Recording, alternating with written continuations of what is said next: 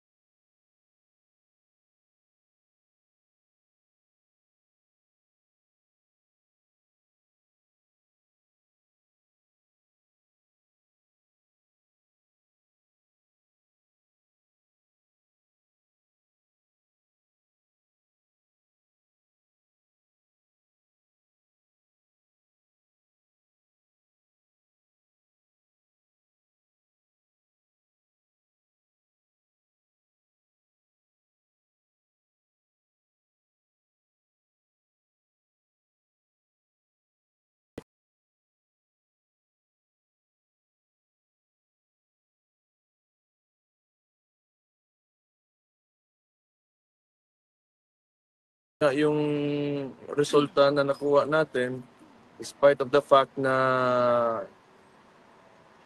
paposisyon tayo ng admin ngayon, pero may mga pumasok tayo ng mga senador, at hindi rin nakuha talaga ng presidente yung pinagyayabang ng 12-0. So, yun.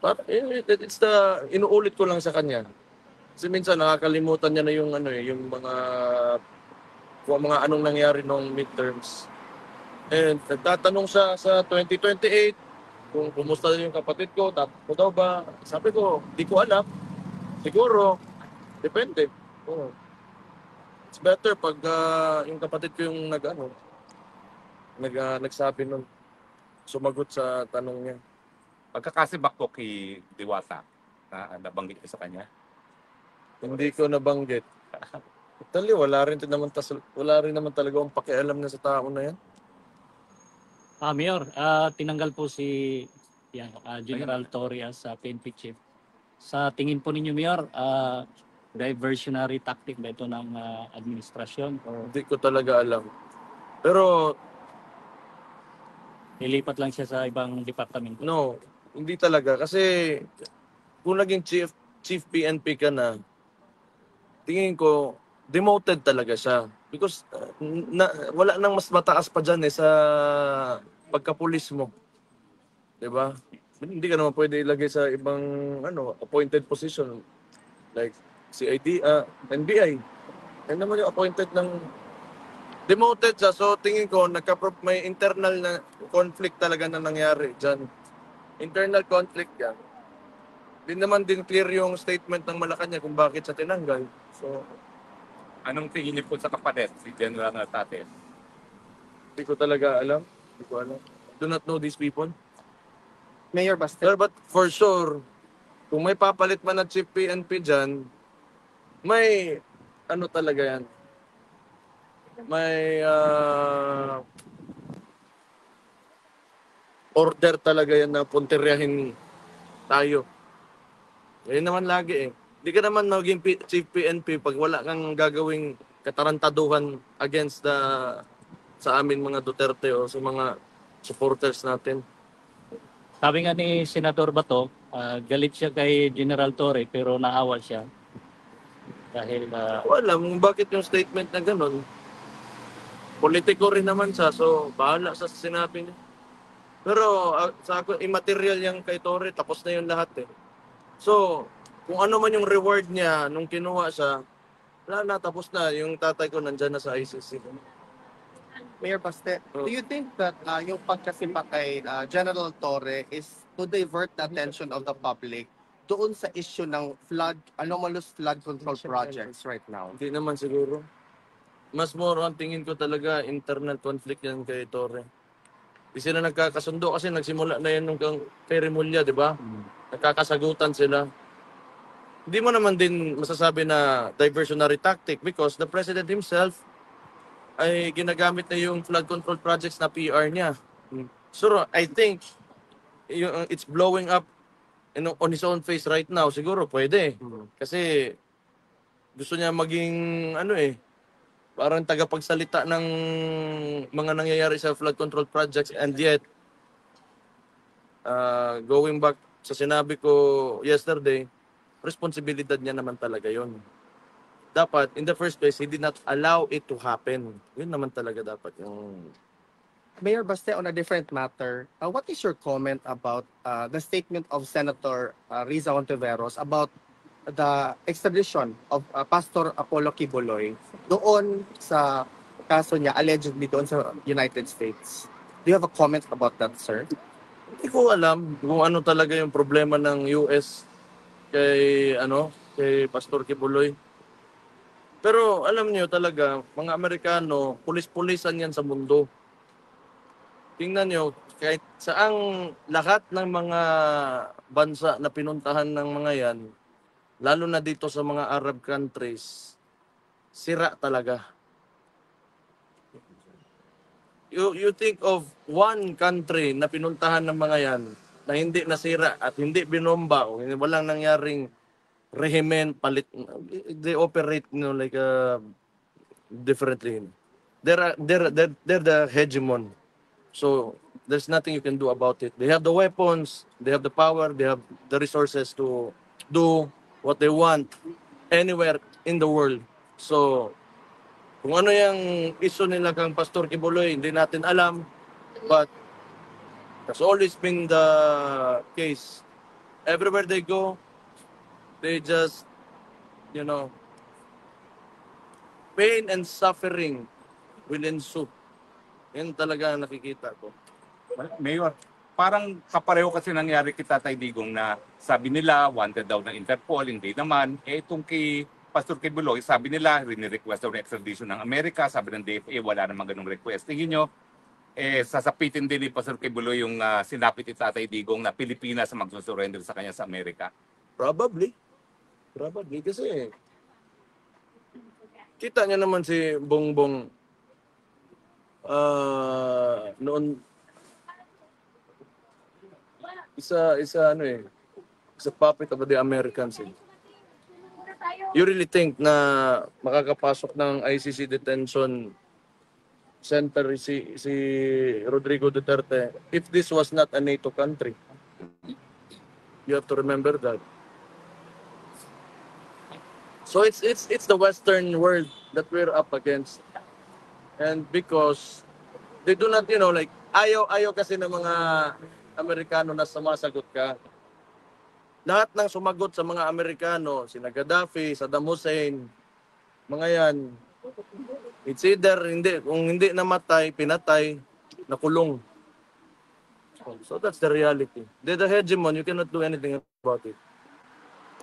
Mayor, may mensahe ka ba sa mga kababayan natin Pilipino sa preparation sa hearing po ni PRD ngayong September 23? Well, sabi nung hindi naman kalaban, but those the opposition, I think they will gather.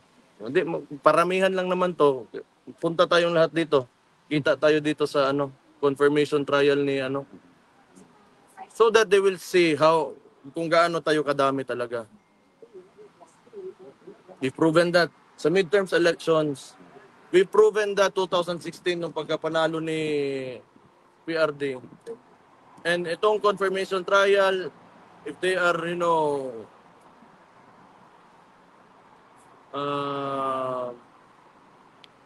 so itawag hagit sa Tagalog, yawa. Hagit. Hagit. Hinahamon. Hamon. Kung hinahamon nila tayo na they will, gather, they will congregate to make a demonstration, then we will also accept the challenge. So, yung mga interesado, if you want to,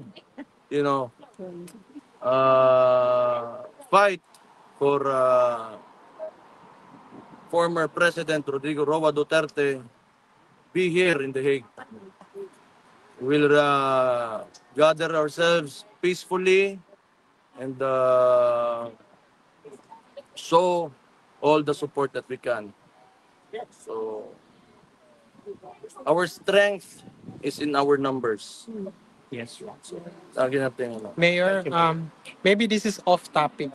Na-question ko na rin to sa mother mo at saka sa kapatid mo, si VP Sara. Mayor, are you pro or against cremation? Cremation? Yes. I think that's up to the individual, sa totoo lang. Kasi traditionally, mga Katoliko, yun na yung ano natin. Pero ako, personally, you mean sa tatay ko? O kasi pinost ko kanyang, Binili niya eh. pinost ko kasi kanyang umaga yung sinabi ni PRRD na gusto niyang magpa-cremate. Hindi ko alam. I do not want to think about it. I do not want to, I want to see him leave that place alive. Yes. Sorry for that question. No, it's okay, it's okay. But ako, kung mamatay ako, magpa-cremate ako.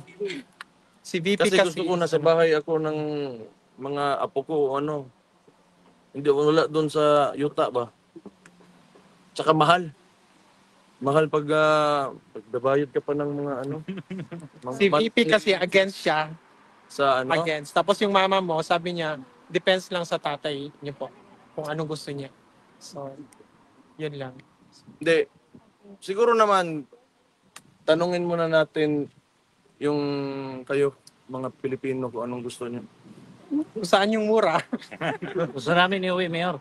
Basta kailangan meron Buhay. tatayong Hindi kung anong Duterte Monument. Pero hindi, dapat buhay. Dapat buhay. Sagutin niyo yung tanong, tapos sasabihan ko siya. Pag sinabi niyo hindi kayo papayag kasi gusto niyang ilibing sa libingan ng mga bayani, Yes. o di sabihan ko, hindi papayag yung mga bata mo sa labas. Okay. Pwede naman ganun lang. Mayor, ano na lang po, mensahe po sa mga kababayan nating mga Pilipino buong mundo na patuloy na nagmamahal sa pamilyang Duterte, sa inyo po, Mayor, at sa mga kababayan natin sa Davao City. Okay. Ganun pa rin. Tuloy lang. Kung ano yung plataforma ng tatay ko noong 2016, lalo na yung mga talagang naniwala sa kanya noon pa, mula nung simula pa lang, yung plataforma niya is against drugs and corruptions and against criminality. Tuloy nyo lang yung suporta doon at paniniwala na maibabago pa natin yung bansa natin. And yung tunay na pagbabago, siguro hindi naman makakakuha ng ganitong klaseng suporta yung tao na yan na nandyan ngayon sa loob ng ICC, spending their own money, using their own time, kung walang nagawang maganda yung tatay ko. So tuloy nyo lang. Yes. Paglalabas yan, okay. Nandyan yung kapatid ko. If she will bid for the 2028 elections for the presidency, pwede yun. Hindi natin alam. Diyos lang nakakaalam ng lahat. Yes. So, yeah. Just pray for each and every Filipino. Just pray for the country. Just keep on moving forward. Di talaga madali ang buhay, pero sipag at pakikipagtulungan lang talaga yan. Ganun lang. Gusto ko, if you want to build a country na the country that you aspire for. Mayor, kami sa Cebu, ikaw talaga yung presidente namin. Presidente sa Homeowners Association siguro na. Hindi talaga, 2028 sa Philippines, ikaw talaga. Okay. Inaano namin. Ayaw na. Yun talaga ano namin. Sag-asar ako sa gobyerno kay wa ko ilaing nahibaw ang trabaho manggod. Political science ko graduate. Pag dili ko musud og gobyerno, basig call center ko, maestro, di ako kutob. Pero Wala na ako it's your destiny na out lang. Inuuri na kay baw Oo, at lagi. kabaluan na. Kapoy kay Ngayon, di man guna sabot ang ginapangambisyonan kay tanawa ko amahan no. Lagi. Hirap. Ambisyon sa nga nasa iya kang una-una nga porma sa nasod na iyang gusto. Unsay gibuhat sa iya ka. Ay, may comment po sa gusto pong mangyari ni Senator Robin Padilla na yung mga elected official daw po is gilibag pa drug test. Maganda talaga yan. Ayun, the best. Maganda talaga yan. Para matapos na yung usapan na yan. Maganda yan. Kung kakasalang talaga yung presidente, yung lahat ng mga elected officials, ano problema yan? Para alam mo na yung mga nagdedesisyon sa mga opisina natin na inuupuan nila, nasa tamang pag-iisip. Importante yan. Ang daming song. Okay talaga yan.